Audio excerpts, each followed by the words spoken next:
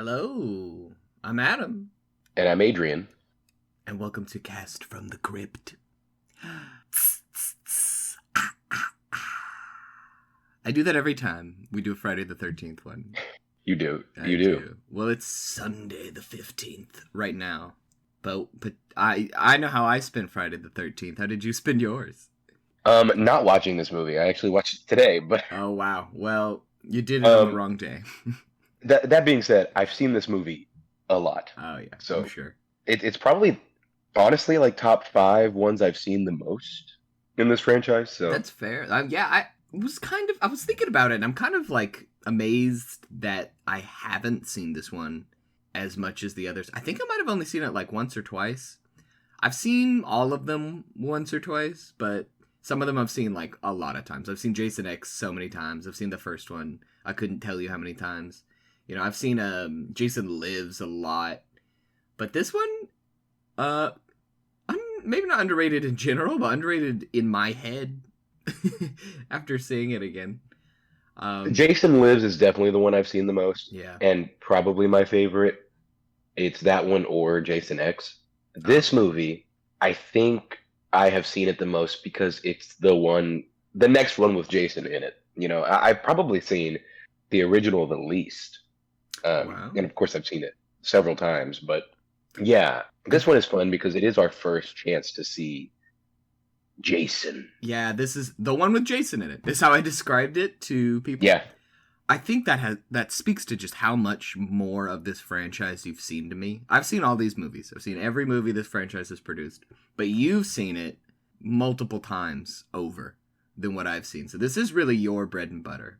And I'm glad. I think later this very month, it being October, we're of course going to cover a Halloween movie, and that's my franchise, of course. That's my strength. That's true. And this Friday the 13th is, I think, yours. Yeah, this is definitely my favorite franchise for sure. Fun fact: this might be okay. It's not, but it is on the bottom rung for me as far as Friday the 13th movies go. I was gonna say it's my least favorite, is what I was gonna say, but it isn't. There's actually some really bad movies in this franchise, so It can't be worse never than, mind. part 4. Yeah, no, there's some really bad movies in this franchise, but nonetheless, this is a fun one, and it's the scariest, as you can see or as you can hear by my voice, how I lost it by screaming in terror Oh, yeah. the entire time. So, just kidding. It's not scary. It's actually very campy and super dumb, and it's funny to me. I have a really vivid memory of being a kid. And I mean, when I was a kid, we've talked about this before, but I I was horrified by horror media, and not in like the way the average person is. Like I had to close my eyes and plug my ears when a horror movie trailer was. I had to leave the room when this theme song, or rather the would play. Yeah. I mean, that's how scared I was of everything horror. And I have a very vivid memory of my sister and my brother having friends over in high school, and then them putting on the original Friday the 13th, and all of them just being so scared because they had never seen it, and they, were sure that it was going to be a horrifying movie. And I think it did scare them, which is kind of cool that this franchise was scaring teens well into its life, right? That's the early 2000s. So kind of a neat thing.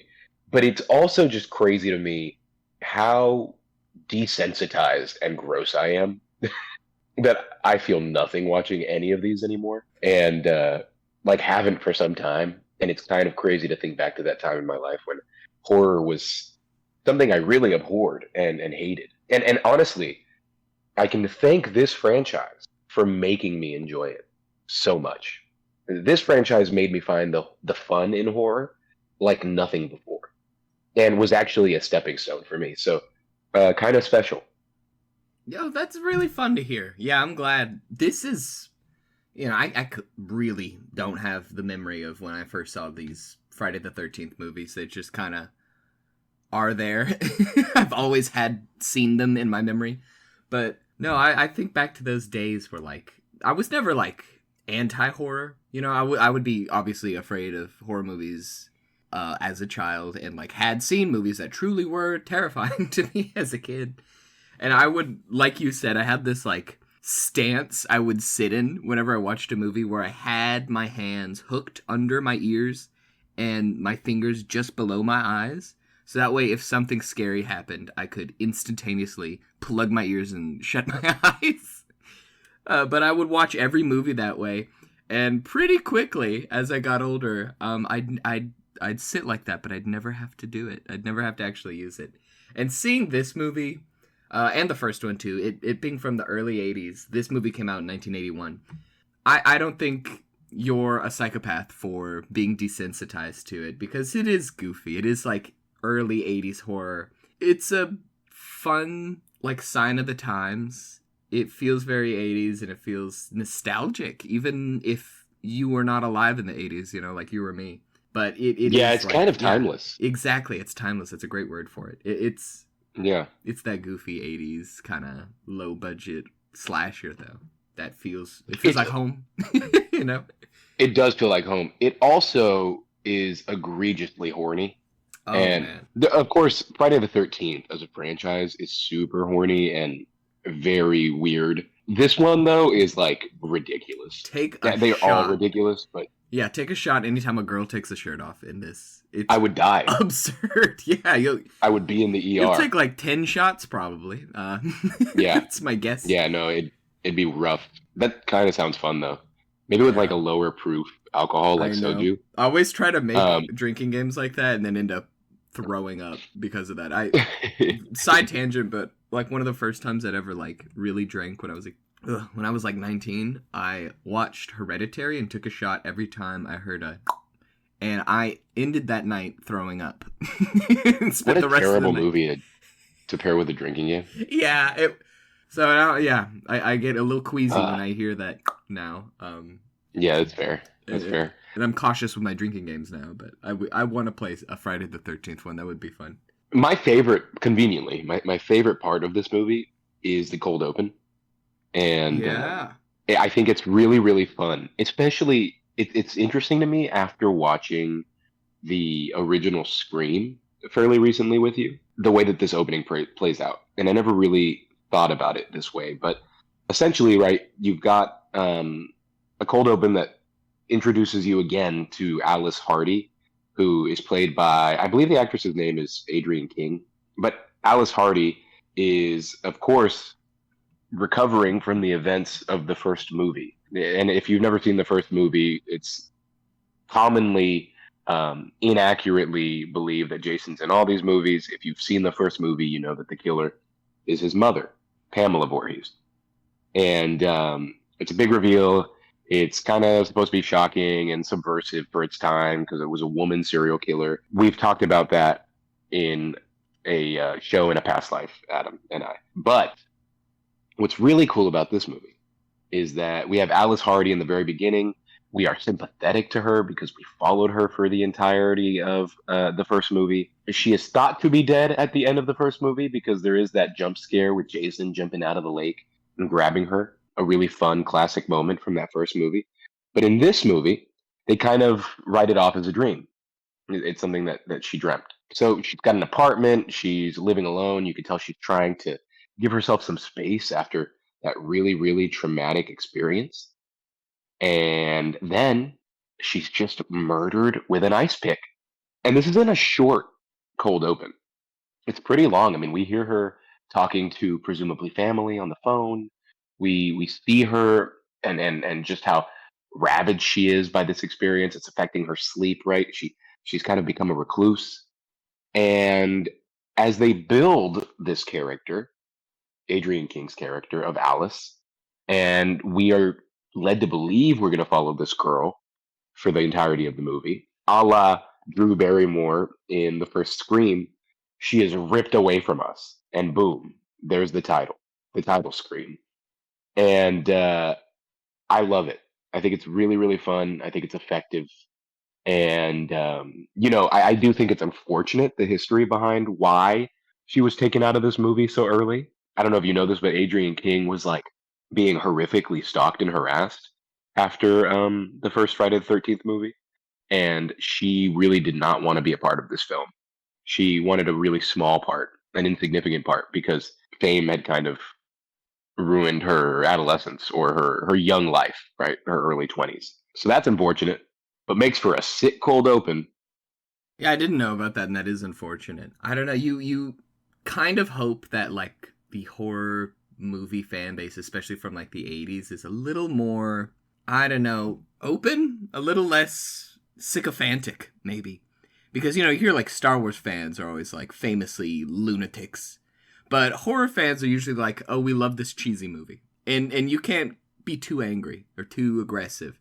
But I guess fame always has that kind of dark side where people can't behave like human beings, and that is sad to hear. And it is weird to see Alice Hardy, the main character who survived that first onslaught, was the final girl.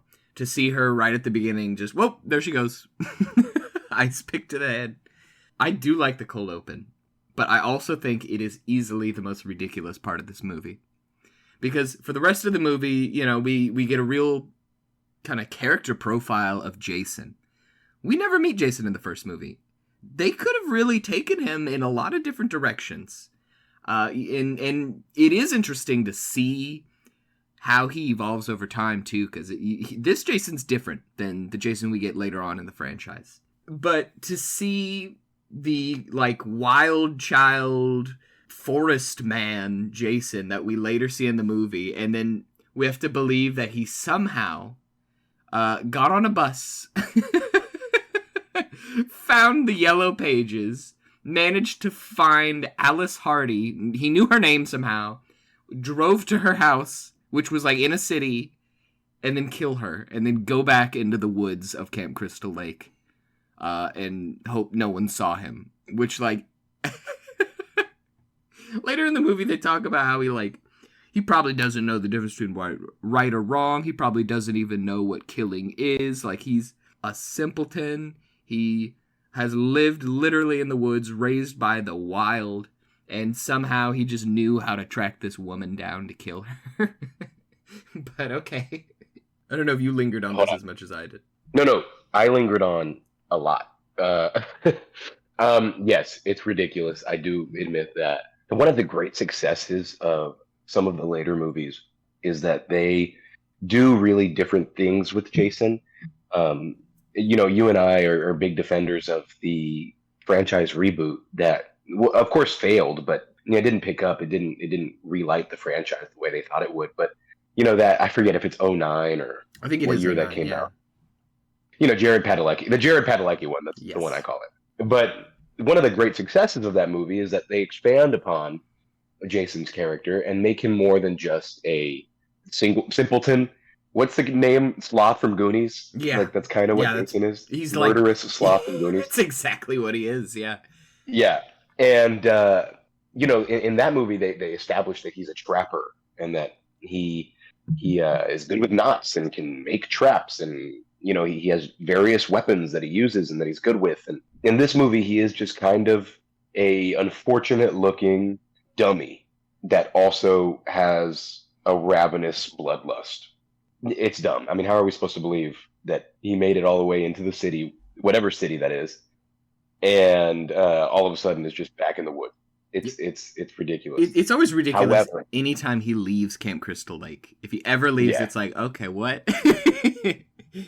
However, maybe he has a tunnel.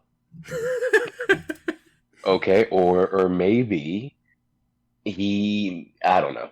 I'm a defender. I like the cold open. I like the tunnel theory, and I want to support it.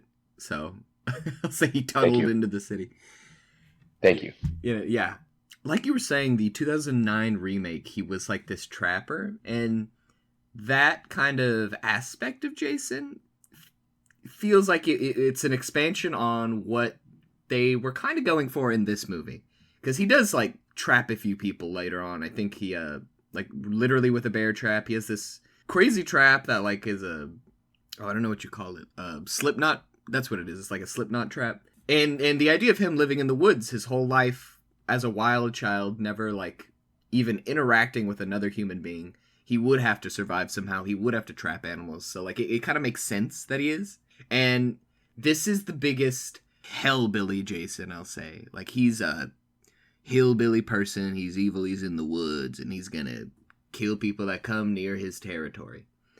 And we don't get that later in this franchise. This is where he's that. And then later on, they, of course, add the hockey mask. He doesn't even have the hockey mask in this movie. And that's what is another thing that most people I show this movie to are surprised to see, that by the end of this movie there was no hockey mask. And in fact, it isn't even until the third movie we get the look of Jason, of this hockey mask machete wielding killer. Although he does have a machete in this, thank God. But it is interesting to see living, breathing trapper Jason. After this, he's ambiguously kind of like, is he a ghost? Is he a zombie? Does he haunt Camp Crystal Lake? Can he leave? There's all this kind of up in the air.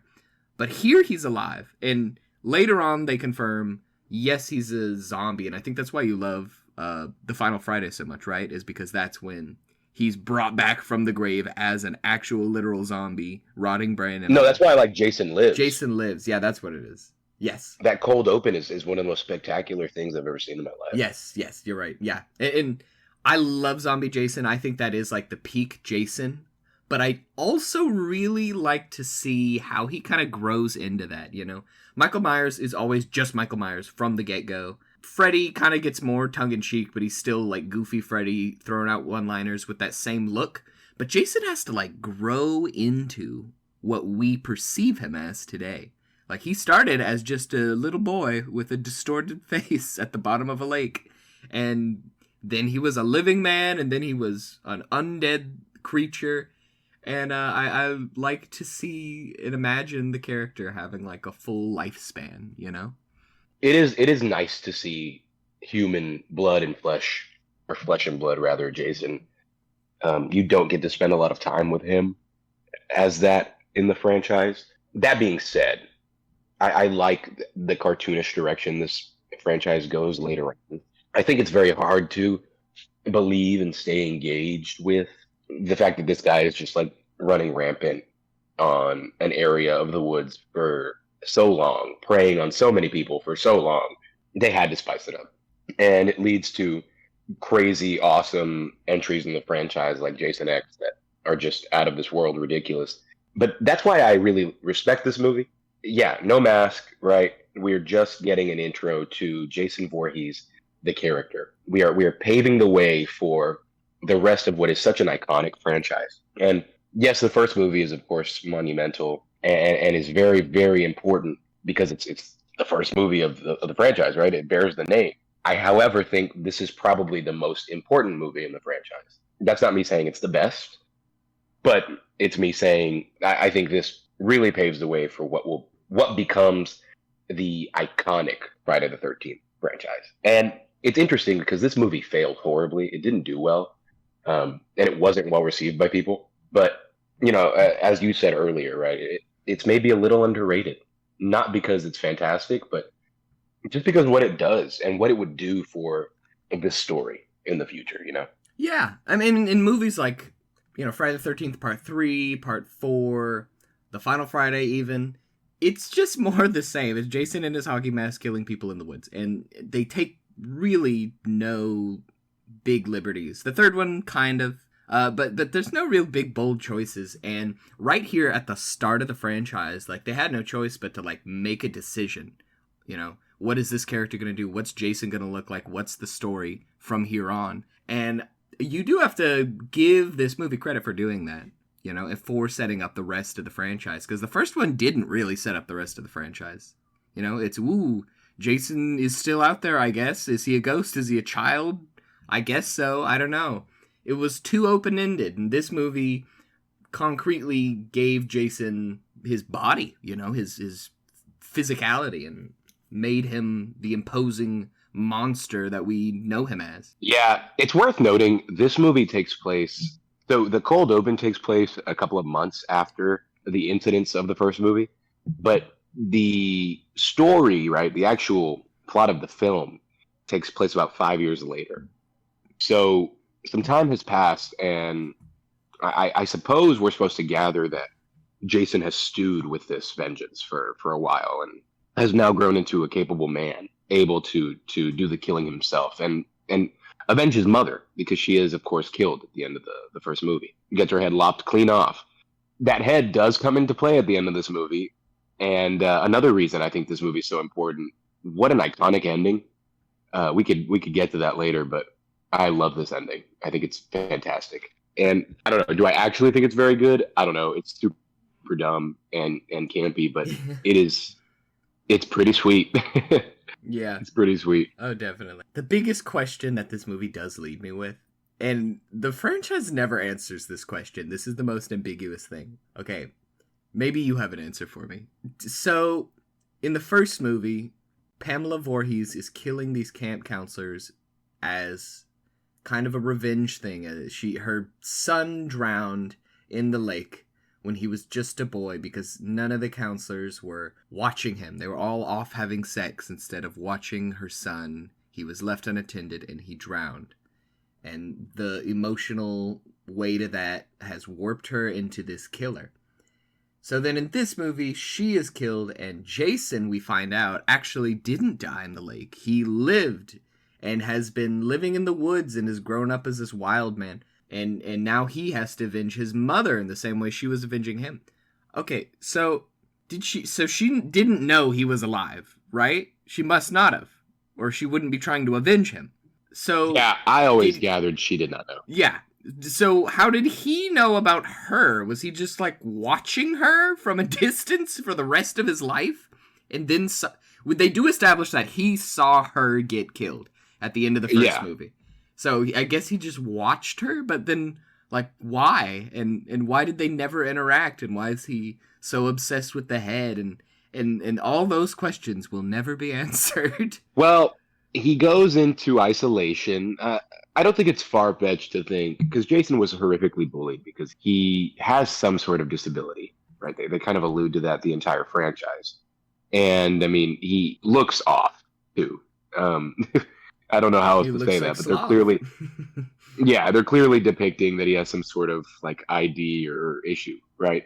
So I don't think it's far-fetched to say that he was bullied so badly that he went into isolation in the woods after maybe being tossed into the lake, and she thought he drowned, but in reality he washed up and kept his distance and made himself a little cabin and, was just scared. Okay. Maybe mom was also abusive. She's pretty unhinged. Yeah, I like this headcanon. It's making sense to me now. I don't have a hard time buying that, right? Okay. Like, he went into hiding because they were so awful, and now he's ready. They killed his mama. Yeah. And at a scene at a bar, Jenny, who's our final girl in this movie, describes how, like, Jason must have been isolated after that incident, and she feels pity for him because he never knew anyone in the world, was completely isolated, and the one person he did know, his mother, was killed in front of him, and he probably doesn't even know what life or death is, and maybe that explains later why he keeps the head, and why he thinks, like, maybe her spirit can still be talked to, and so she kind of depicts him as, like, this mindless, not knowing whatever, and maybe he was, like, this benign, docile, innocent guy in the woods until he saw the one person he cares about, his mother, become a killer, start killing off these counselors, and then have the counselor kill her. Now he's just emulating her, and now that's his purpose in life, is to continue her work. And I kind of like that interpretation, but then again, like, he's the slasher, like, he's evil also, he has to be evil. But it's that's an interesting take. It is an interesting take. And all of these are very interesting takes that aren't, like, maybe not consistent throughout the franchise, but I do like kind of what this sets up. I like the idea that Jason's innocent. Justice for Jason. I do too. He's this kind of, like, he becomes this campfire story. I'm going to be honest, this franchise is really, really guilty of having the least interesting fodder. Oh, man. For murder. Oh, man. They replaced characters with boobs. Yeah. I don't care to go too far into it, but essentially the premise is you've got a camp. It's like a school for camp counselors. that has opened up in the aftermath of Camp Crystal Lake and the horrible tragedy that happened there. And so, do they do anything other than have sex and drink? Not really. In fact, like, where is the application? This seems like the least competitive or stimulating work environment. Well, I suppose it's stimulating in some ways, but this is not a work environment. This is a sham, Oh yeah, and should probably be investigated. that's another thing that I've never thought about watching this franchise and never like tried to.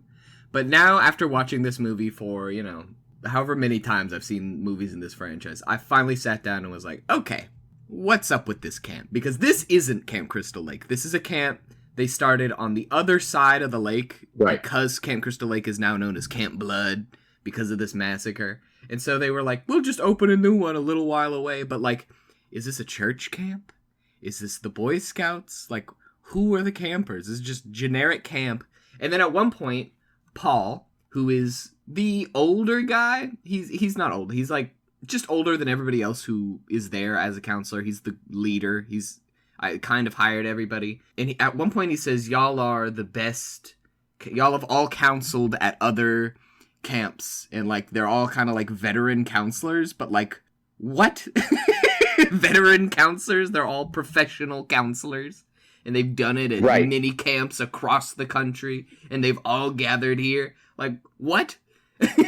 It makes no sense. They're the Avengers of counselors. They really are. Like, that's how they make it seem. But then, like, No, it's weird, man. It's my understanding is always it's a camp for camp counselors. but they're preparing 'Cause for there's not when a the s- kids come. Because kids will be Yeah, coming but- at some point. Oh, I'm talking like it's a training. It's a training. It's Yeah, like the I know, training but- before. It's not just a training camp. Like, there will be camp. There's training for when camp happens. And the council. Well, they don't make it to the kids. They never. I don't think they ever have in this whole franchise made it to the kids. And That's I guess. true. I guess That's we a did good have point. what's his name, Johnny. Oh yeah, that's he true. was it. He was the only one in that movie. Yeah. So they do spare the kids, I guess, in these movies. That's what we need. That's what That's we need. A Friday the 13th movie where the camp actually happens and Jason's picking off the kids, and that's high Jesus. stakes. Well, I know, but like That is high stakes. that's the logical next step for this franchise. It's the one place they've never gone. Yeah, no, you're right about that. Like it's never actually been a camp. That's a great point. Yeah. Well, 2023 is the year to do it. So I don't think so, buddy. okay, give it time. 2025. There you go. That's- Maybe that's that's what I'm saying. more feasible. Long live Yeah, 2025. that's more feasible. But yeah, no, they're really uninteresting. Who do we got? We got Ginny. She is the final girl. I would say this movie does not care about her until like the last 30 minutes of Yeah. the movie. Oh yeah. There's nothing final girl about her the entire movie, and then all of a sudden, there she is. She's the one that's gonna pick him off. She sets the trap, kinda. Yes. No, okay. I do wanna give her credit where her credit is due. I like Jenny, I think, more than I liked Alice Hardy, the final girl from the first movie. Maybe you don't agree with me. I just think Amy Steele, who plays Jenny, is maybe like a little bit better of an actress. Not a lot, and it's not like, this is, Shawshank where you're acting your heart out. You run, you scream, and you get stabbed, and that's all you gotta do. But I like that Ginny actually does something, actually thinks. At the end of this movie, she has a scheme to trick Jason. Alice just runs and screams, and that's it. That's all she does. And Ginny does a lot of that. She does a lot of helpless damsel in this movie, but she does do stuff at other points, and I at least appreciate that. There's Yeah, also, that's fair. Yeah, at the beginning of the movie, she shows up in her car that doesn't work. It breaks down as she pulls up, and then she, in the first scene she's introduced, mentions her child psychology degree that she's studying. And right then and there, I watched it with a friend, and I of course have seen this movie before, so I was biased, but I was like, Chekhov's broken car and Chekhov's child psychology degree. It will come back. It sure did, didn't it? Yeah, it does. It does, and they set it up fairly well, I guess. Not the car, right? That's classic. But the child psychology, they mention it really only once. It's not a major part of this character, but nonetheless, they mention it, and I want to know what class she's taking where they teach you to lure in a guy that clearly is disabled by pretending to be his mom. Also, what unnamed disability does Jason have? What is this? He's a simpleton hellbilly. Yeah, you're right. That's what his diagnosis. And she just happened to study that at her school. She did, actually, yeah. CLU. It was like they needed to give her a reason to think. Like she couldn't have just come up with it unless she studied psychology and she knew. You're right. Yeah, and it's ridiculous. Yeah, no, she had to have the workings of a degree. Jason also has the disability that forces him to use the flat side of edged weapons. There are so many kills in this movie where he cuts with the not sharp end. He's just that strong. Dude, it's so dumb. I want to know, and I don't know the answer to this. I want to know what happened.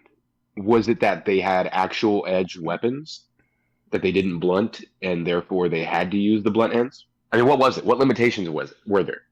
Because it's the goofiest part of this. Well, no, it's not. But it's one of the things that really stood out to me. He slits that guy's throat when he is upside down, hanging from the tree with the rope, or the rope trap rather, and he uses the blunt end of his machete. I don't even believe he uses the point.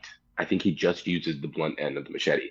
He also, in what is probably the best kill in this movie, sends that guy just like down the stairs in the wheelchair, and you see the machete sticking out of his face from the blunt side.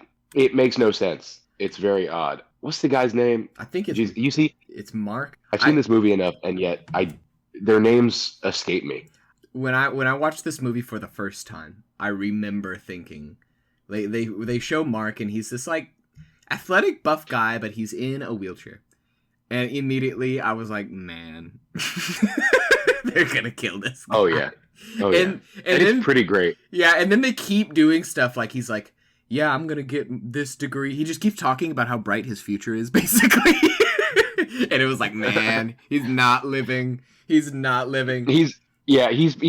maybe one of the more wholesome guys in the camp. He's very wholesome too. You know his wheelchair is like going to be a prop for a cool kill, and that's why he's there in a wheelchair. And it is. Yeah. He gets slashed in the face, and then like wheelchair falls down like a whole hill and like rides the hill to his grave. And that's cool and it's all. The most 80s kill. Oh, absolutely, yeah. Like, bully the disabled guy. He had such a bright future. Let's throw him down the stairs with a machete in his face. Yeah, and he's wholesome. He's really, like, a bunch of counselors, of course, they all pair up and go off to have sex. And he is going to do that with this other character named Vicky. And they're very cute together. They're somehow just so much more wholesome, even though they're very much just like infatuated and they're gonna go have sex just like anyone else. It's somehow portrayed as like a little nicer. Vicky is not as revealing in her dress as some of the other girls are, and it's just because Mark's in a wheelchair. I think they paint him in a more wholesome light. But they are by the time he gets killed, they are gonna go have sex. And yeah, and I think everybody in this movie has sex too, which I kind of like. If everybody has sex, then nobody can be killed for it. You know what I mean? Like you can't arrest everybody. That's true. That's true. It's pretty. I suppose that's where it differs from like Halloween, right? Where Laurie is very much the smart virgin. Yes, and in this movie, everyone is kind of that trope. Everyone is kind of complicit in the sex. Yeah. In this movie. But somehow, Scott and Terry are disgusting. They portray them like just hounds. And somehow when Mark and Vicky do it, it's okay. But yeah, no, you're right. You're right. Whatever. Scott and Terry. Scott is so dumb. He just looks dumb, and Terry. Looks ridiculous. The dumb hat. I hate how he looks. No, that's not the guy we're talking about. But I know who you're talking about. Who's that guy? Is it Max? I don't know. They're not important, like you said. Or Ted, maybe? I don't know. Yeah, no. They're not important. They're so not important. But I guess like to throw an umbrella over all of them. All the girls are kind of like whatever, topless. Even Vicky. This was my point why I brought it up in the first place.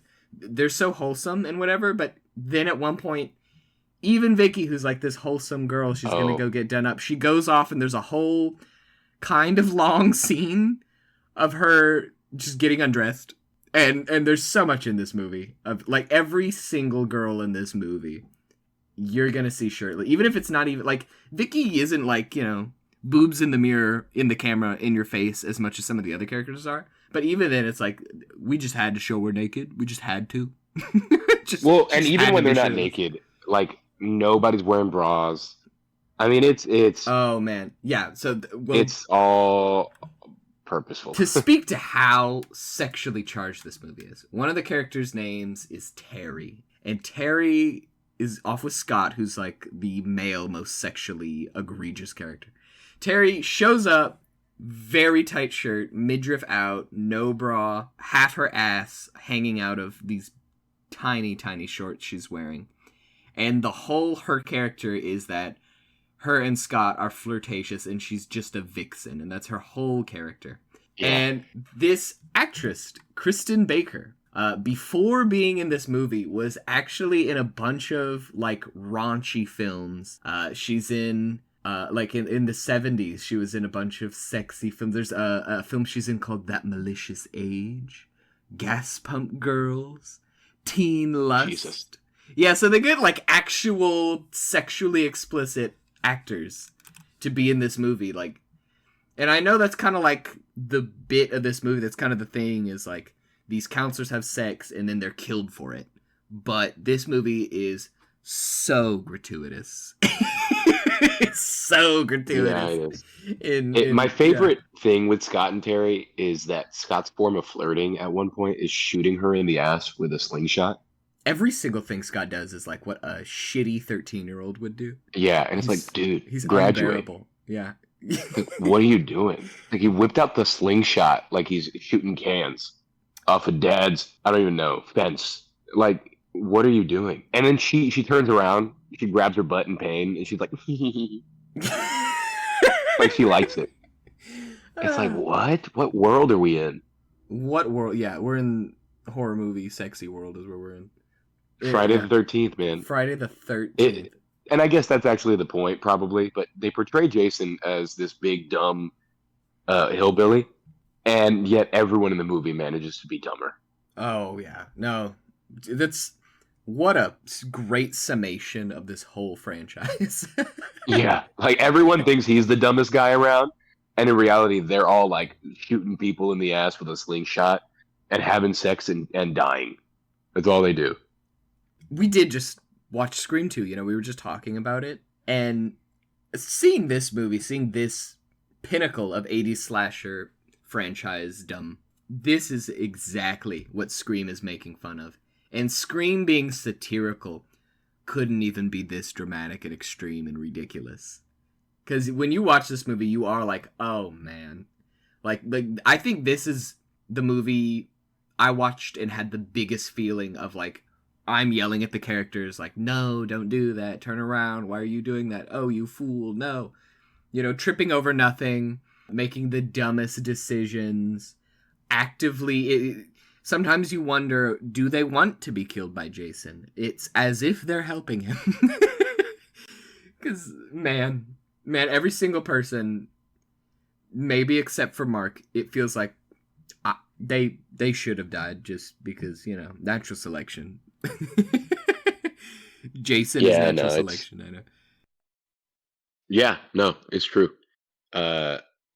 Really useless characters. That's the one thing I'll say is, again, I've seen this movie quite a few times, and I don't care like about any of these characters. And it's probably why this is one of my least favorites, because for me, again, it's important. It sets up Jason, and I think that's why I've seen it, and I tend to enjoy it. But there is nothing else for you to latch onto here. There's no. Again, I think that's kind of why I like the reboot so much. Is you know, Jared Padalecki is in it, and he's actually kind of good compared to the others. They make him look like an Oscar-winning actor, and he's got a sympathetic storyline. There's something there. There's something there. Um, with so many of these movies, there is just nothing here, and it makes it very fun and easy to watch. But it can also make revisiting some of these earlier entries painful because you don't even have the added fun of like seeing zombie Jason with maggots coming out of his eyeballs, right? Or the silly 007 opening from that same movie where it's parody. And this franchise later becomes parody. This movie is a generic slasher. This movie, this whole franchise, has never been like plot driven, heavy No. emotional stories. And forgive me if I'm speaking out of turn for you, but maybe this is why you like this franchise so much, is it eventually just becomes a vehicle of like, here are crazy kills, and they're just showing these crazy kills, and that's what all these movies eventually just become, Jason killing people in crazy ways. And absolutely. And that's what you're kind of here for. That's what you're here for when you watch a slasher. And that's why, people like you and I can love it so much. But in these earlier entries, 81, slashers hadn't been such a phenomenon at this early point in their history. And the kills, the one-upmanship has not really come about as dramatically as it would later. So when the kills do happen, they're not as like dramatic, over the top, ridiculous as they are later on. In the cold open of the 2009 film that we keep going back to, Jason spit roasts a girl in a sleeping bag, and the juxtaposition of that versus like he slit that guy's throat is like, night and day, really. Yeah, you're right. Nonetheless, right, this is a pretty fun watch, and a must watch too. There are movies in this franchise I think you, frankly speaking, could skip, and that's coming from a fan of the franchise. Oh yeah, I know, but it's true. There's some really bad movies in here. There's an entire movie where they do a really half-baked telekinesis premise. You know what I'm talking about. Oh yeah. And it's dumb. And there's a few others around there. There's one where they completely remove Jason, and it sucks. So anyway, I think that there's movies you could skip. I don't think this is one of them, though. Again, not my favorite. That being said, the ending. Yeah, let's talk about that. Really fun. Really, really fun. So, Adam already pointed out that Ginny is our final girl. But I think maybe my favorite set piece thing in this entire movie is this altar that Ginny stumbles upon in the woods. Do you want to describe it? Yeah, well, a cop that got killed actually earlier in the movie is the first person that discovered the residence of Jason Voorhees. There's like this shack in the woods made of tarp and trash that he goes in and he finds out, oh man, someone's been living in the woods here that nobody knew about. And then he goes into this room in the back, opens the door, he goes wide-eyed, and that's when Jason kills him. And here at the end of the movie, Ginny's running away from Jason, and she stumbles on this same shack. She runs inside thinking maybe it's somebody she can get help from. And she goes into this room, and we finally see what that cop saw. It's this altar with the gross, tattered sweater that Pamela Voorhees wears in the first movie. And on the peak of the altar is her rotten, desiccated head. That head that got cut off at the end of the first movie. All around the altar are corpses. That cop, some of the other people he's killed throughout the movie. So we now learn that, like, he is doing this as, like, a homage to his mother. And he sees her in this weird pseudo-religious light. And I do kind of like this psychology of Jason, I guess. His weird... This is his driving force, Yeah. It's a really cool-looking set piece. Ginny barricades herself inside of this little shack. And she, of course, puts two and two together. I suppose she's the first one to actually realize Jason is the killer. They, of course, do talk about Jason early on and throughout the movie as this kind of campfire legend, right? He's going to come back for you and kill you. But it's this moment where she sees Pamela Voorhees' head, sees the sweater, that connections are made. It's also where she uses her child psychology background and figures that if she puts on Pamela's sweater, she can dupe Jason into believing that she is his mother. And it does almost work.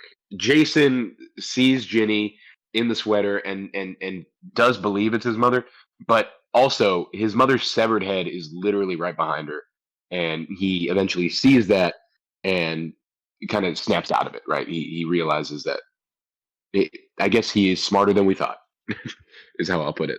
Smarter than we thought, but not that smart, because she is just like, No. Jason, I'm your mother. And he's like, oh, okay. Yeah, he's just wearing like a stinky sweater. Yeah. And they don't really look alike, also. No, they don't. And she's obviously like raising the machete above her head so she could cut him to death with it. And he's just kind of letting it happen. Like, I wonder what she's going to do. But he realizes it's not her, like pushes her. But then Paul shows up again. And for the second time in the movie, we have Jason and Paul like in a grapple with each other while Ginny just sits there and watches and does absolutely nothing. Yeah, no, you're right. Jason Jason and Paul struggle, and I think he picks up a pickaxe and is going to kill Paul. And eventually, to her credit, Ginny does help out. I know, and this is Eventually. that, and the putting the sweater on thing is that's two more things than what Alice did in the previous movie. So That's true. That's true. Although Alice did lop off Pamela's head. yeah, she did eventually do that. Which is in pretty cool. One swing too, one fell swing. Yeah, which is pretty crazy. She has crazy strength, I guess, like Jason, but then again, wasn't strong enough to not get killed off at the beginning of this movie. So true. Also, True. This movie has our final girl, yes, but I guess it has a final boy too, because Paul lives with Ginny to the end of this movie. Yeah, he does.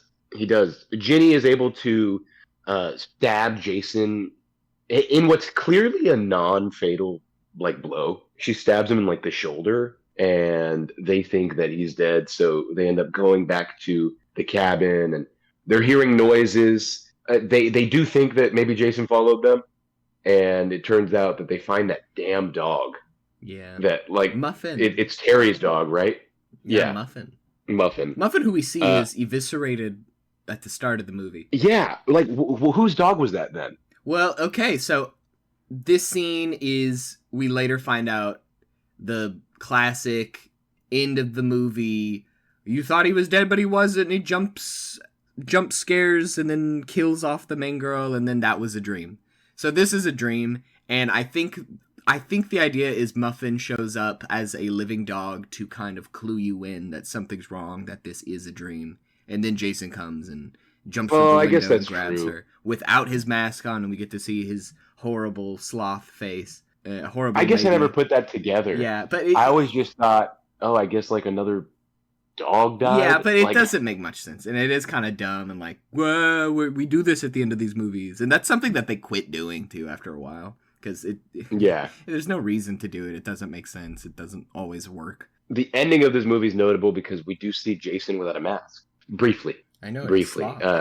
Yeah, and he's sloth.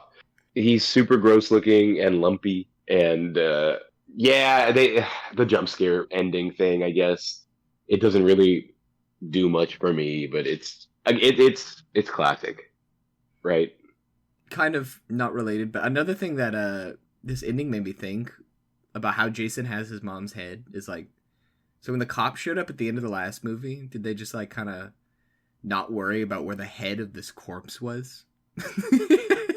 That's a good point. Yeah, they would have definitely needed that. Yeah, they didn't look for it hard enough, I guess. And you definitely would have needed that. Yeah, I had no questions about that, you know?